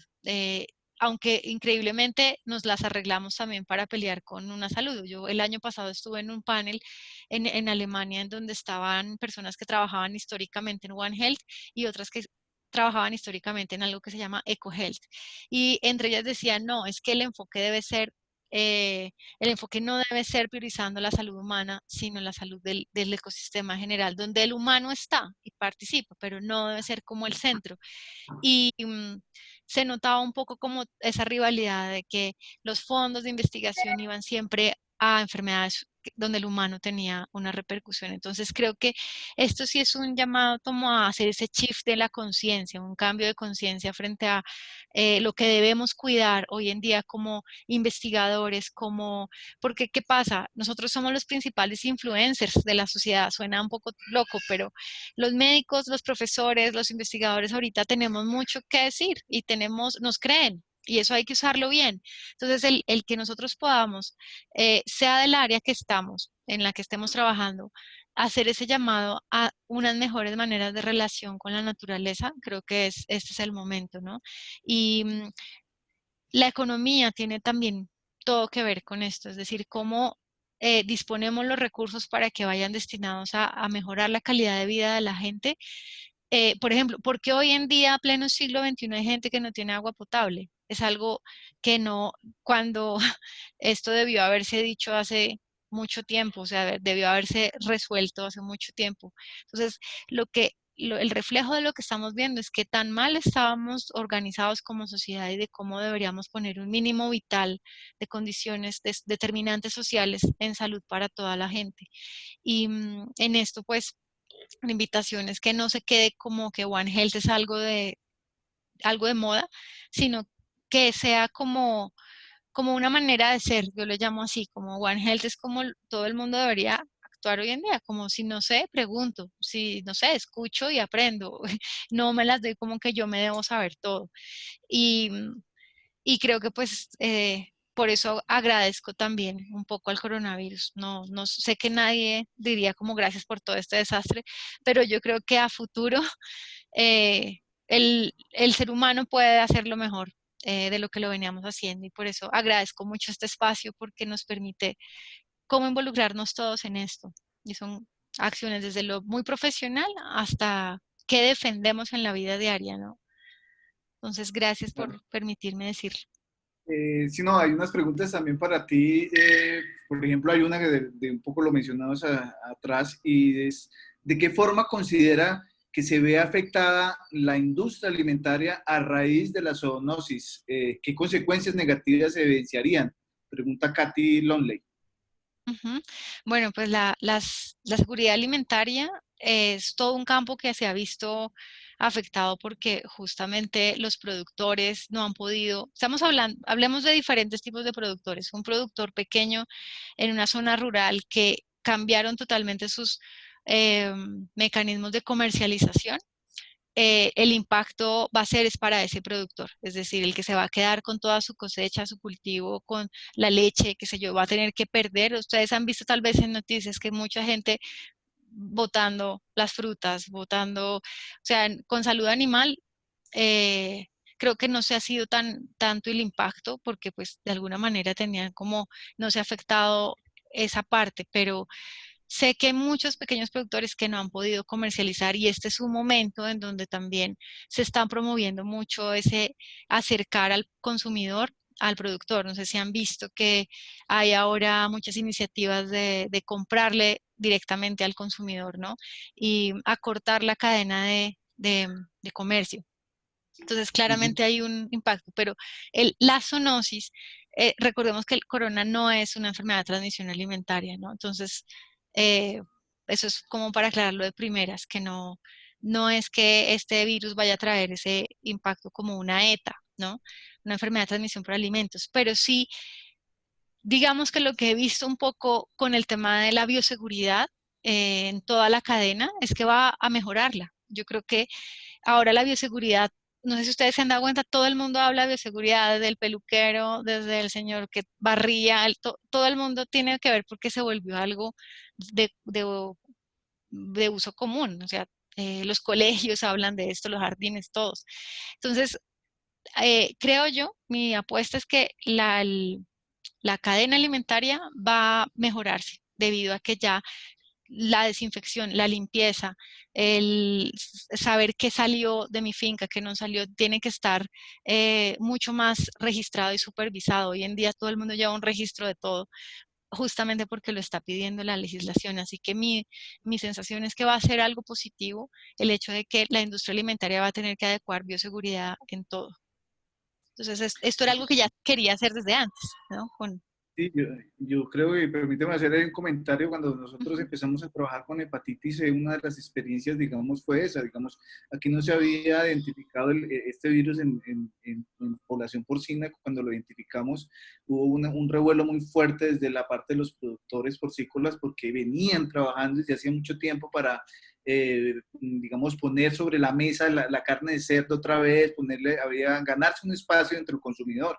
Y cuando salimos con una nueva enfermedad viral, entonces hubo mucho revuelo, pero ahí digamos que llegamos, o por lo menos llegamos a la conclusión de que a la gente no hay que ocultarle nada, pero hay que darle la información completa. Este virus no se inactiva con el calor y básicamente la carne de cerdo es segura, ¿no? Entonces digamos que esa información habría que, tocó acompañarla con un fuerte mensaje y aledaño a eso, ya con esto que estoy mencionando de cómo querían posicionarlo, la carne de cerdo, pues vino todo un trabajo para mejorar en las granjas porcícolas la bioseguridad, como tú lo mencionas.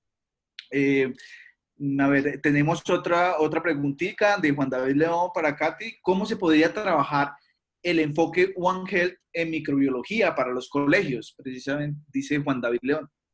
¿Qué opinas? ¿Para los colegios?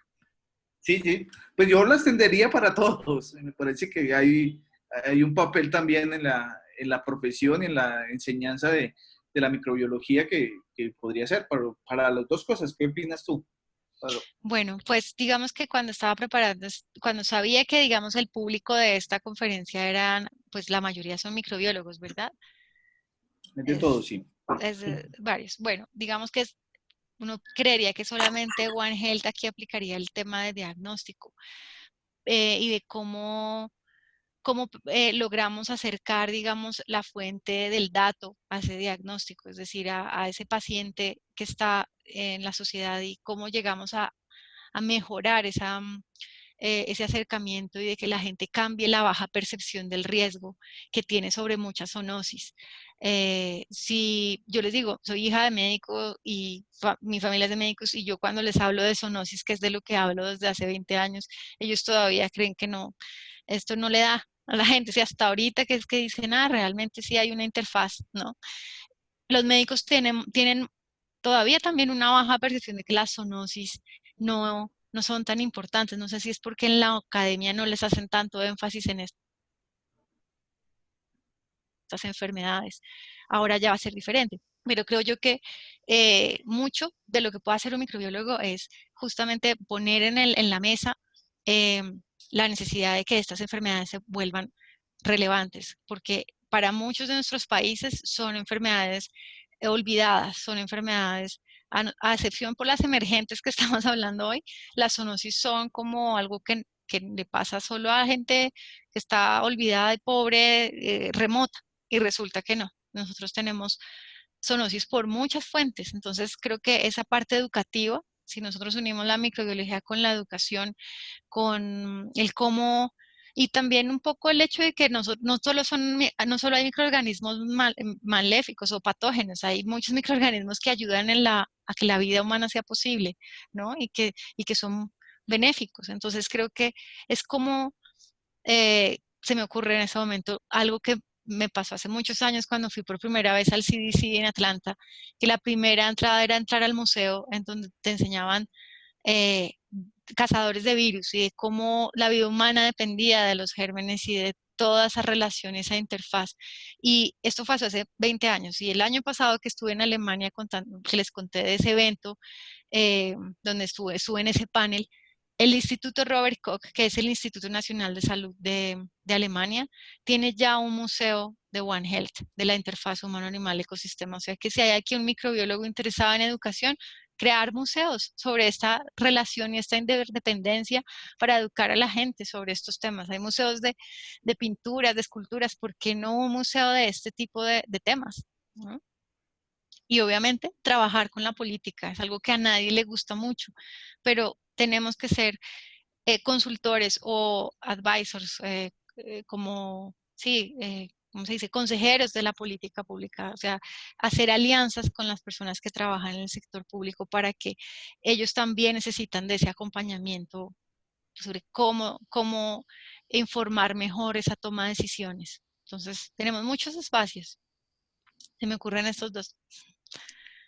Bueno, otra preguntita por aquí que aparece de uno de los participantes de Milena.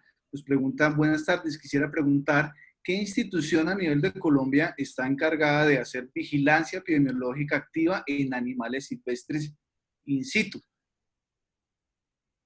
Gran pregunta.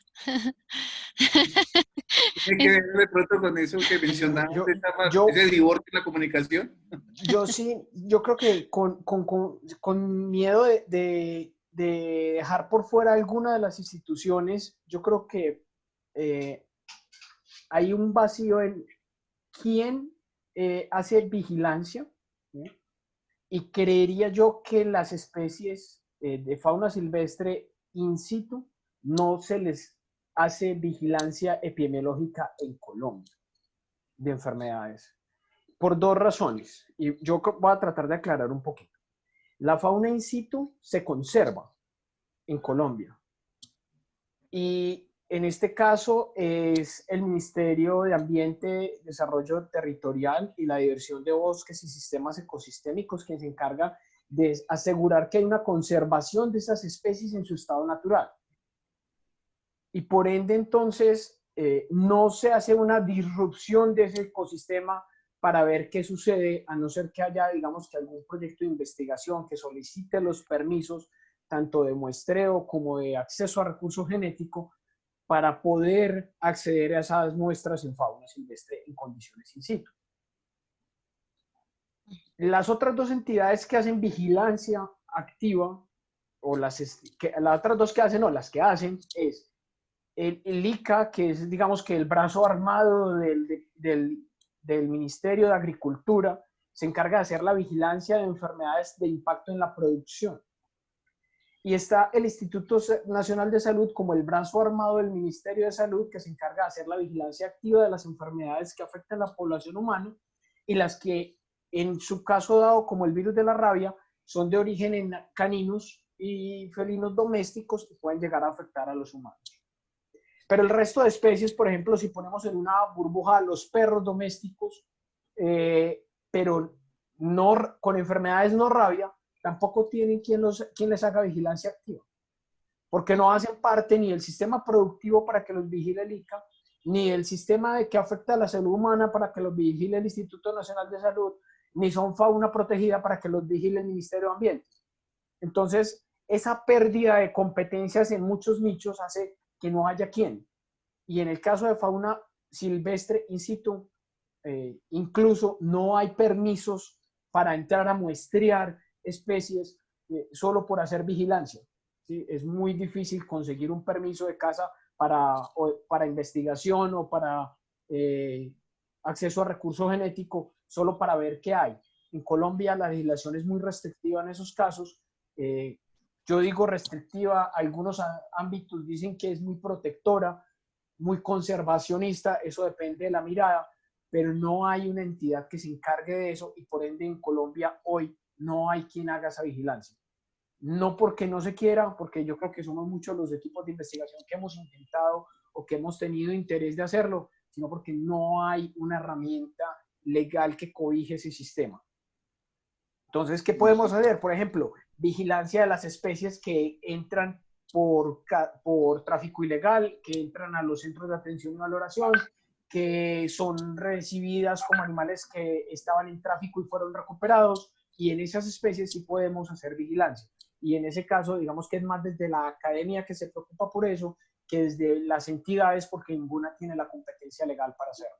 Por ejemplo, hay trabajos muy bonitos de búsqueda, por ejemplo, animales atropellados y de vigilancia en esos animales que ya son decesos por atropellamiento o por tráfico ilegal y búsqueda activa de agentes en esos individuos para poder saber que está circulando en condiciones naturales.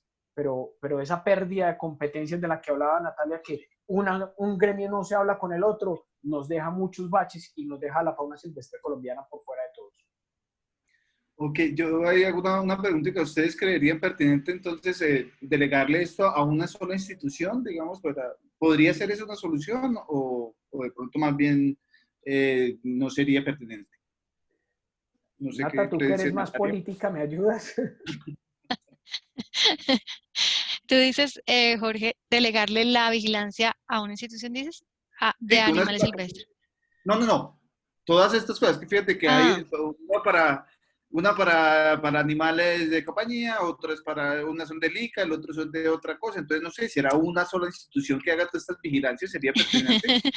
Bueno, No. esa está muy chévere como una pregunta activadora de discusión, porque cuando hablamos de, por ejemplo, un país que tiene un sistema de vigilancia enfocado en One Health es Italia, y no necesariamente porque sea una sola institución. Lo que pasa es que la comunicación que hay entre los médicos, los que hacen diagnóstico de enfermedades humanas y los médicos veterinarios, está dentro de una misma unidad administrativa digamos, dentro de ese sistema de salud que se llaman las ASL, que son las haciendas locales sanitarias. Están tanto médicos humanos como médicos veterinarios. Entonces, es una cuestión casi que de organización del sistema político de un país, pero no creo que necesariamente tenga que ser una sola institución, sino que hayan mejores mecanismos de comunicación y de asignación de recursos. ¿Sí? Por ejemplo, el Plan Nacional Decenal de Salud Pública en el momento en el país es muy One Health, porque uno ve que tiene 8 dimensiones y esas 8 dimensiones están involucradas todas las enfermedades y en teoría esas 8 dimensiones están para trabajar conjuntamente en cada territorio. Pero mucha gente no se siente, y eso es algo que es cultural, mucha gente no se siente llamada a hablar de salud cuando hace parte del sector de desarrollo o de educación, ¿sí? Y eso nos lo decía mucho en varios conversatorios que hemos hecho. Los alcaldes y los secretarios de salud dicen, yo llamo a una reunión del Plan Decenal de Salud Pública y solo me llega el de la Secretaría de Salud cuando es algo que es de todos los sectores. Es una cuestión como de educación y de hacer una revisión de cómo funciona también nuestro sistema, si está siendo operativo. Yo creo que uno de los puntos que nos ayudaría es hacer una evaluación de los programas. Nosotros en Colombia no hacemos evaluación periódica de los programas de control de enfermedades. Seguimos haciendo las mismas cosas indefinidamente por años, ¿sí? Y el no saber si está funcionando o no, por lo menos económicamente, hace que no tengamos evidencia de que hay que mejorar un poco esas lecciones aprendidas que yo decía. Es como una buena práctica que habría que hacer. ¿Qué pasa? Está funcionando el sistema de control de rabia, el programa de control de brucela, el programa de control de encefalitis. Al no hacer evaluaciones, no sabemos si lo estamos haciendo bien. Yo creo que es algo eh, que en la medida en que se vaya dando estas discusiones, que ya en el Ministerio de Salud se empezó a hablar de esto y nos están apoyando mucho a los que estamos hablando de estos temas, porque no es que la gente no quiera tenerlo, ese enfoque, sino que no hay cómo administrativamente llegar a hacerlo, ¿sí? Entonces es lo que decía Julián, es como una barrera que se puede romper, o sea, se puede cruzar esa limitante, pero el darla implica discusiones de recursos, de presupuestos, en esta construcción del plan de integral integrado de zoonosis que les contaba el 2016, la hicimos con la Universidad de La Salle la OPS y el ministerio. Y tuvimos reuniones en donde estaba la señora que representaba el ministerio, la doctora que representa el Ministerio de Ambiente en todo lo que es zoonosis. Ella decía, soy la única del ministerio que representa todo esto. Entonces imagínate, ella por más de que quisiera estar en todas las reuniones que hablaran de estos temas, no podía dividirse en todo lo que le tocaba hacer. Entonces es una decisión también presupuestal. Okay. Gracias, Natalia. Mira, hay otro par de preguntitas ya para ir finalizando. ¿Por qué en Colombia no ha sido efectivo y ha sido difícil la aplicación de los conceptos de una sola salud y a su vez el control y estudio de algunas zoonosis? Nos pregunta Juliana González. Digamos que lo dije durante como toda la presentación un poco, es la división, digamos, de la salud o sea, hay algunas cooperaciones como en rabia, como o sea, nuestra estrella, zoonosis estrella de vigilancias históricas ha sido rabia. Y aún así tenemos estas dificultades que es de estar totalmente segmentado y fragmentadas las actividades. Yo creo que es desde el origen, lo que te decía, lo que se estaba hablando ahorita, desde que las actividades no se hacen evaluaciones periódicas y no se ve cómo se podría hacer mejor. El hecho de que ya haya habido un ejercicio de priorización de zoonosis con enfoque One Health el año pasado, por el liderazgo del Instituto Nacional de Salud, eso ya habla de que hay un cambio. Entonces, yo no creo que no se vaya a dar, sino que se está dando lentamente. Y esto tiene que ver con que mucha más gente hable de esto, con que lo exijamos también como gremio, con el hecho de no estar 100 años atrás en la historia de cómo se controlan las enfermedades. Si ya varios países han dado resultado de que es mucho más, se optimizan los recursos, se generan más ganancias en el conocimiento, con enfoque One Health es cuestión de hacer ejercicios pilotos y comenzar. Así que El por qué no se ha hecho es básicamente por conformismo un poco de cómo están estructurados los ministerios y la misma legislación. Esta mañana, como con Julián también hablábamos de que nuestra legislación en zoonosis es del 86. El país era diferente en el 86 y se está tratando de reformar, pero no es tan fácil reformar las normas en nuestro país, es curioso. Pero una vez lo hagamos, yo creo que es un proceso lento, pero se está dando. Y por eso digo yo, la pandemia llegó a ayudar a que ese cambio cultural se dé, a que trabajemos conjuntamente y que, por ejemplo, el ministerio ya sabe que tiene que hacer un abordaje así y lo está promoviendo con rabia, pero sé que también con otras enfermedades zoonóticas. Y también un poco la iniciativa y el liderazgo de las universidades. Por eso me parece tan importante eh, participar en esta conferencia y por eso invito a la Universidad de Antioquia que también asuma ese liderazgo en el norte del país, ¿no? Que generen su grupo One Health, que empiecen a hacer iniciativas en este sentido desde la academia, a apoyar a las secretarías de salud. Hay mucha documentación que les puedo facilitar para ver cómo se pueden hacer esas cooperaciones, pero es mucho de la iniciativa de las personas. ¿Mm? Sí, Natalia, muchas gracias. A propósito de eso, precisamente con Julián y otro grupo de personas de las otras universidades hemos venido promoviendo foros de zoonosis. Hicimos uno el año pasado y estamos ya hablando, pues, a ver cómo podemos entonces hacer esta parte para este año. Entonces, ahí estamos adelantando estos foros que me parece muy interesante y sobre todo con este par de perspectivas que ustedes nos dan.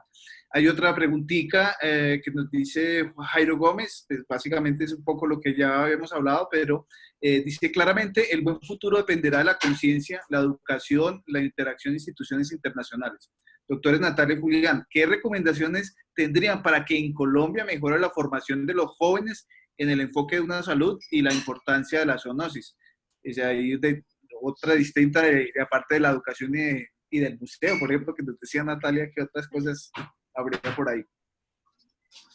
Juli, cuéntanos. Yo me tomo la palabra primero y yo creo que al igual en el tema de One Health y al igual que en el tema de medicina basada en la evidencia, yo creo que una de las problemáticas que tenemos es que estamos viendo estos temas como si fueran un pedacito de una asignatura y no un proceso vivencial, como nos decía Natalia. La visión de una salud no debería ser como se ha pensado, es que en el curso de epidemiología que les cuenten de una salud, como una herramienta, no. Uno podría diseñar los programas enteros para que toda la formación gire en torno de una salud, para que toda la formación integral del estudiante de universitario gire alrededor de esa temática, una salud, tanto los que trabajan en salud animal como los que trabajan en salud humana, los que trabajan en ambiente, para que todos miremos el entorno desde la formación, no desde un pedacito de una asignatura, porque esa minimización de la problemática es lo que ha hecho que cada uno se centre en lo suyo y no piense en global. Ese mismo problema lo venimos teniendo en Latinoamérica, bueno, en Colombia un poquito más, con el tema de medicina basada en la evidencia y, por ejemplo, en veterinaria, eso es un tema que todavía no existe. Y todavía hoy cuando decimos no hay evidencia científica que demuestre que X o Y compuesto es útil para tratar una enfermedad, la gente dice, pero ¿cómo así? Es que ¿para qué se necesita la evidencia? Si alguien ya dijo que funciona, y con que alguien diga que funciona es bueno. No, hay niveles de evidencia científica que es una forma de vivir y de formar la gente en evidencia científica para que aprendamos a diferenciar qué sí funciona y qué no desde las evidencias científicas. Y eso es lo que ha llevado muchas veces, por ejemplo, a que cuando se saltan esas barreras tengamos problemáticas como la que tuvimos, hidroxicloroquina sí, hidroxicloroquina no. ¿Sí? Entonces, ¿sí o no? No, es que decíamos que sí, y porque entonces alguien la recomendó, pero cuando por fin salió la evidencia científica, la respuesta es no funciona. ¿Por qué no trabajamos sobre la evidencia como la primera medida? Entonces, hoy en día no hay evidencia que haya ningún fármaco hoy que funcione como antiviral para SARS-CoV-2. Eso es lo que nos dice la evidencia. No, que es que hay otras herramientas que sí, se puede empezar en distintas estrategias, pero hoy no hay ninguna evidencia científica que demuestre eso. en el mismo orden de ideas, si somos capaces de formar gente que tenga ese pensamiento crítico para entender las evidencias, para exigírselas a los tomadores de decisiones, para exigirla en su diario vivir, que somos capaces de formar gente que piense en que las enfermedades no son de X o Y, sino que son de todos, que todos cohabitamos este mismo ambiente y que unos los estamos acabando más que otros, y que esos que estamos acabando los hábitats tenemos que ponerle un freno a eso o sufrir las consecuencias, no vamos a ser capaces de salir. Entonces, para mí el llamado es a la formación integral de los profesionales, y si se quiere llevar a los colegios, mucho mejor. Que se entienda que la problemática es de todos y no solo de unos aislados, y después en el cruce de cuentas vemos entonces qué hacemos. Si somos capaces de lograr formaciones integrales, yo creo que ganamos 10 años o 20 años de adelanto, de pérdida, perdón, que tenemos en entrar en esas corrientes de pensamiento. Sí, Natalia. Sí, estoy muy, muy de acuerdo. De pronto, unido a la parte crítica de la formación desde la casa. Es que creo que esto es desde la casa de lo que le enseña a uno como papá a un niño sobre el cuidado de los insectos, sobre el cuidado del agua, sobre las basuras, como si tuviéramos un planeta B, ¿no? Sé que muchos, no hay planeta B. O sea, los niños sé que también, pues yo digamos que tengo este abordaje también desde lo del colegio de los niños, es porque he vivido en el campo, en un sitio en Boyacá, que es Villa de Leyva, y me doy cuenta la diferencia de cómo crece un niño valorando el agua, valorando la montaña, valorando los animales de la zona, a un niño que crece en la ciudad con las iPads y con toda la tecnología, y cómo la relación con la vida es diferente cuando ha crecido con esa información a cuando ha crecido valorando la vida. Y sé que en Chile y en Argentina los grupos de One Health de pregrado, digamos, de estudiantes de salud humana o salud animal de pregrado, están haciendo clubs de One Health en los colegios con niños. Entonces, One Health for Kids, ya hay una iniciativa así, porque finalmente es que los veterinarios y los médicos humanos tenemos que estar en defensa de la vida. Y nosotros somos como esa profesión de superhéroes donde le decimos al resto de la sociedad, hay que cuidar la vida, ¿no? ¿Cómo la vamos a cuidar? Así es. Eh, eh, Manteniendo ese equilibrio, respetando, cambiando, y es por eso yo hablaba del tema del capitalismo. O sea, si hay algo que nos enseñó un poco todo esto es que en el origen invadimos ecosistemas para consumirlos. Sí, aunque todo esto de que cómo fue realmente esa transmisión al huésped intermediario, pues está todavía en cuestión. Claramente sí ha habido una alerta mucho más grande en el bienestar animal. No sé si han visto una cantidad de grupos que han surgido de el bienestar animal para los murciélagos, bienestar animal para los animales silvestres, que antes nadie hablaba de este tema. Ahora es mucho más común decir, y les invito a que revisen un enfoque que es como un hermanito de One Health, que es One Welfare. Welfare es bienestar.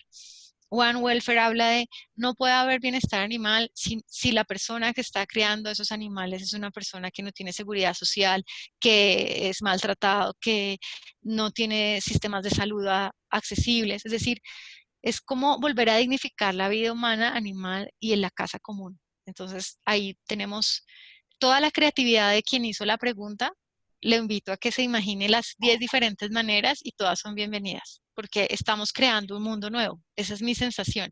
Como que nos hicieron reset y ahora la creatividad de todos es, a ver, creemos ahora sí en serio algo lindo. No sé, perdón que lo hable así, pero un poco es como que antes nos dijimos, creemos algo para enriquecer a solo unos pocos. Y así hicimos la tarea, pero ahorita creemos algo en donde todos podamos convivir y respetarnos mutuamente, y eso va a ser la moda. Así que quien hizo la pregunta tiene luz verde para crear algo, tiene luz verde para con su familia, en su barrio. Mucho se está hablando del empoderamiento de las pequeñas comunidades, o sea, que ya no se necesita como que alguien en la OMS nos diga qué tenemos que hacer, sino que nosotros como en nuestro colegio, en nuestro barrio, en nuestra universidad, hagamos esto, ¿sí? Y lideremos esto. El liderazgo va a venir de abajo hacia arriba. Esa es mi sensación. Como la verdadera gobernanza de los territorios y de la salud tiene que ver con que la gente tenga ese enfoque crítico que Julián decía, no trague entero las cosas, pero también diga, puedo crear mi lugar, mi salud y mi comunidad de una mejor manera. Entonces, qué lindo poder llegar a este tema en esta conferencia, porque me hace pensar que la gente se está haciendo otras preguntas más allá de lo molecular. Así que gracias. Por supuesto. Bueno, hay un último comentario para cerrar. Juan David León dice, soy estudiante de biotecnología del Colegio Mayor, me encanta la conferencia, me gustó mucho, estoy muy de acuerdo, la divulgación científica es para todos, felicitaciones por el espacio. Yo creo que Juan David León me leyó la mente, eso es lo que había que... Todo fue un espacio muy bonito, muy satisfactorio, creo que tocamos puntos desde lo básico hasta lo humano y lo político y lo económico, que me parece que todo eso es un solo tema, como de pronto nos lo dice Natalia allí. Entonces, de nuevo, reiterarles las gracias, muchísimas gracias por haber participado en este encuentro y no sé si quieren unos minutos para cerrar. Natalia, puedes empezar y luego Juli. Bueno, no, es de verdad, muchas gracias por la invitación, a Julián por pensar en mí para este evento. Realmente no quería hacer tantas conferencias en mi tiempo de vacaciones, pero cuando me dijeron el tema y la UDEA y me dijeron que era también contigo, dije sí, porque es chévere también aprender juntos. Y hoy he aprendido muchas cosas.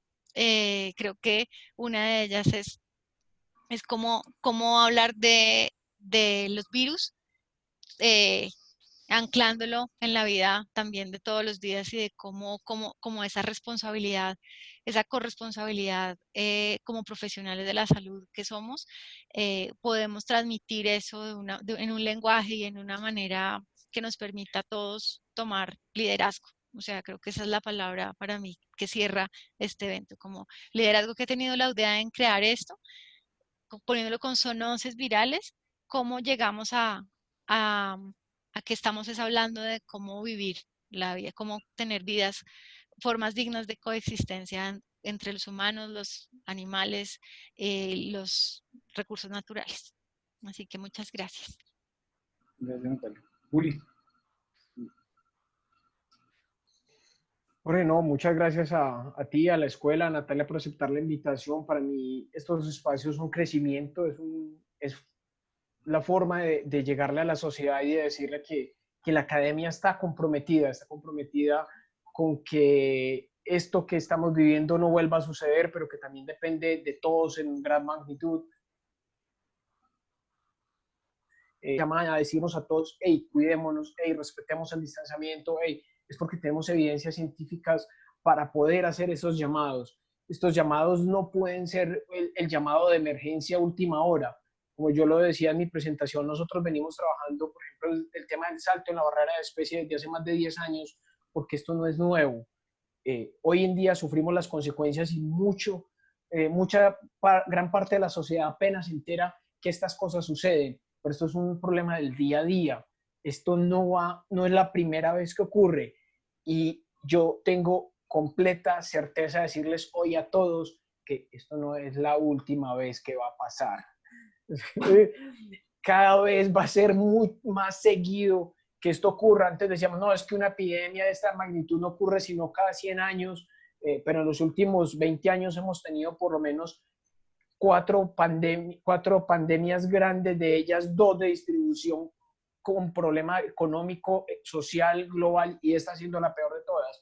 Entonces, no es cierto que esto nunca ocurra, esto ocurre más seguido de lo que creemos, y cuidarnos a nosotros mismos, no favorecer la transmisión de infecciones desde los animales a los humanos, no afectar los ambientes, es una tarea de todos.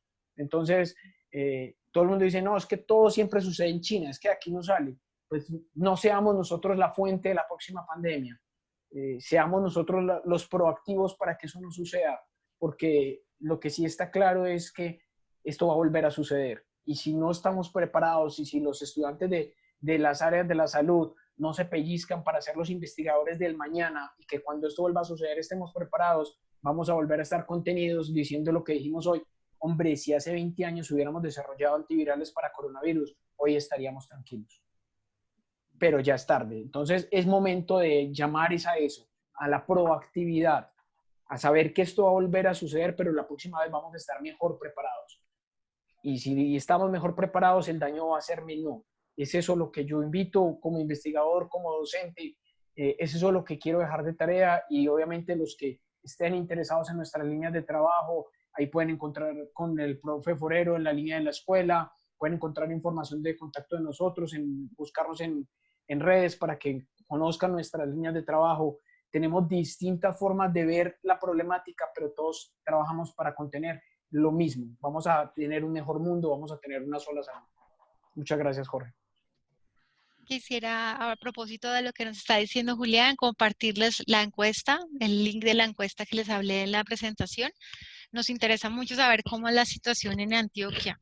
Y bueno, el que quieran, con quien quieran compartirla, que sea de Latinoamérica, de cualquiera de los 3 sectores, salud, ambiente o salud animal, por favor, siéntanse libres de compartirla. Y les envié también por interno, no sé si tú lo puedes poner en el Facebook Live, los 2 enlaces de los 2 programas de zoonosis, perdón, de los 2 programas de zoonosis del Ministerio de Salud que se han creado específicamente en los últimos 4 años, para que ustedes sepan qué es lo que ya está. Muchas veces replicamos cosas que ya estaban andando en el ministerio o que no sabíamos que existían, entonces para que lo tengan, y si quieren la presentación que hice hoy, pues se la puedo enviar a Jorge para que la pueda difundir entre los, por PDF en los asistentes. Así que es compartir información lo que nos interesa, que esto se vuelva más común, compartir que retener información, lo que nos dice Julián. Ese llamado me parece súper importante. Muchas gracias a todos. Muchas gracias. Sí, no, esos links, entonces yo me pongo aquí en contacto con Diego, que ya nos va a cerrar la presentación, para que vamos con esa tarea, Natalia, de compartir toda la información y todas lo que hemos hablado por aquí. Diego, adelante. Bueno, muchas gracias a los profesores Natalia Cediel Becerra y a Julián Ruiz Sainz por haber aceptado compartir con nosotros sus conocimientos el día de hoy, y al profesor Jorge Eduardo Forero Duarte por moderar nuestro evento. Al programa de Educación Continua Actualicémonos y a ustedes, amigos, por acompañarnos el día de hoy. Esperamos que todos los conceptos abordados hayan sido de gran interés y se constituyan en un insumo para el ejercicio y desempeño de sus funciones profesionales. Los esperamos en el próximo mes, en agosto, donde hablaremos sobre temas de microbiología. Recuerden visitarnos en nuestro sitio web microbiología.uda.edu.co, microbiología.uda.edu.co, y seguirnos en nuestras redes sociales, donde podrán encontrar noticias, eventos y actividades de la Escuela de Microbiología y de la Universidad de Antioquia. Les deseamos una feliz tarde y muchas gracias por su compañía.